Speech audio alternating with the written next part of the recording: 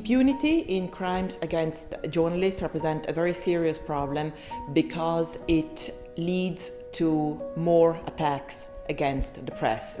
Attacks that can be in the form of killings of journalists, physical attacks against journalists themselves or their families. Very often are also attacks against media houses and offices. And of course, not only the outcome of such attacks are not only killings, but also self-censorship, as the media and the journalistic community will be scared. The main problem related to impunity and the main challenge in the fight against impunity is generated by a combination of two factors. First of all, the impunity is a consequence of the failure of the justice system, and as such, it needs to be addressed from various perspectives. On one hand, in developing the skills of police investigators to investigate cases of attacks against journalists. On the other hand, making sure that those perpetrators who are brought in front of courts also are punished. In many cases, the biggest challenge is the lack of political will, and therefore there is no political will to address the problem of impunity as it should be.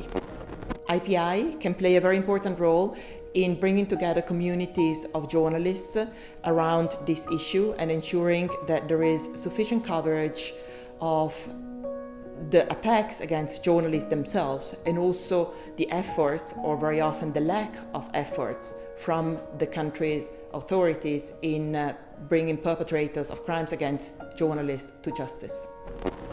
I think that journalists can play a very important role in contributing to the fight against impunity, in particular as they monitor from a journalistic perspective the activities of their governments and of the justice systems in their countries in addressing crimes against journalists and ensuring that the perpetrators of crimes against journalists are brought to justice. It is a fact that journalists play a very specific role in ensuring that the people are informed and can take informed decisions, both when they face elections as well as part of their role in the society. As such, IPI has been stressing the need to ensure that there is an end to impunity in cases of crimes against journalists.